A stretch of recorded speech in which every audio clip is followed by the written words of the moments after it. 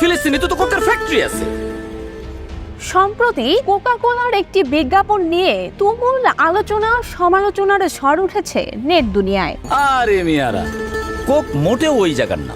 যেখানে অভিনয় করেছেন বাংলাদেশের ছোট পর্দার কয়েকজন অভিনেতা, কিন্তু শেষ রক্ষা আর হয়নি। কোকা কোলা বয়কটের পাশাপাশি বিজ্ঞাপনের অভিনয় শিল্পীদেরও বয়কটের হুমকি দিয়েছেন নেটিজেনরা। তবে এবার বয়কটের তোপের মুখে পড়ে মুখ খুলেছেন অভিনেতা জীবন। 138 বছর ধরে 190টা দেশে লোকে কোক খায়। ফিলিস্তিন ইসরায়েল ইস্যু নিয়ে সারা বিশ্বের সঙ্গে তাল মিলিয়ে বাংলাদেশেও কোমল পানীয় ব্র্যান্ড কোকা কোলা বয়কটের ডাক দিয়েছে সাধারণ জনগণ। আলোচিত কোকা কোলার সেই বিজ্ঞাপনটিতে মডেল হিসেবে ছিলেন অভিনেতা আশরাফ আহমেদ জীবন, শিমুল শর্মা। ওয়ালটন ফ্রিজ কিনে অনেকের মতো আপনিও হয়ে যেতে পারেন মিলেনিয়াল। সেরা পণ্যের সেরা অফার। আব্দুল্লাহ আল সেন্টু সহ আরো কয়েকজন। গতকাল রাতে নিজের ফেসবুক প্রোফাইলে একটি পোস্ট দিয়ে জীবন দাবি করেন ইসরায়েলের পক্ষ নিয়ে কোনো কাজ করেননি তিনি বলেন, আমি একজন নির্মাতা এবং অভিনেতা হিসেবে সবার কাছে পরিচিত। বিগত 2 দশক ধরে আমি নির্মাণ এবং অভিনয়ের সাথে জড়িত। ব্যক্তিগত জীবনে আমি সবসময় মানবাধিকার বিরোধী যে কোনো আগ্রাসনের বিপক্ষে দাঁড়িয়েছি এবং আপনাদের অনুভূতি ও মতামতের প্রতি শ্রদ্ধাশীল থেকেছি। সম্প্রতি কোকা কোলা বাংলাদেশ আমার সাথে তাদের একটি বিজ্ঞাপন নির্মাণ এবং অভিনয় করার জন্য চুক্তি করেছিল। আমি শুধুমাত্র তাদের দেয়া তথ্য উপাত্তই কাজটিতে তুলে ধরেছি।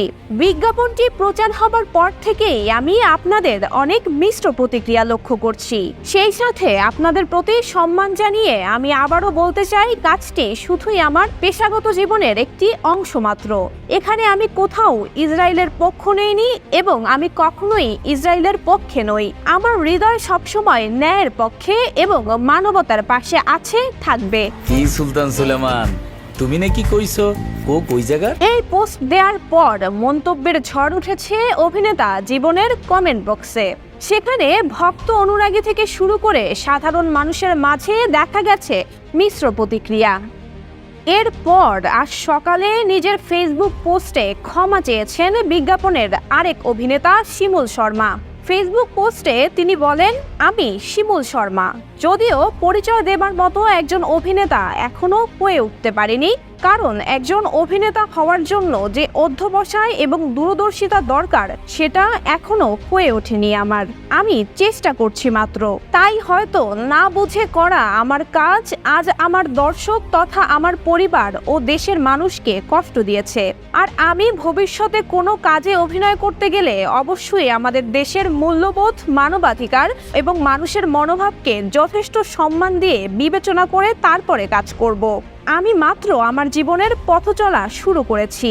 আমার এই পথ চলায় ভুল ত্রুটি ক্ষমাসুলভ দৃষ্টিতে দেখবেন এবং আমাকে ভবিষ্যতে একজন বিবেকবান শিল্পী হয়ে ওঠার জন্য শুভকামনায় রাখবেন।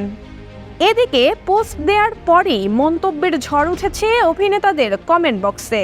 সেখানে ভক্ত অনুরাগী থেকে শুরু করে সাধারণ মানুষের মাঝে দেখা গেছে মিশ্র প্রতিক্রিয়া।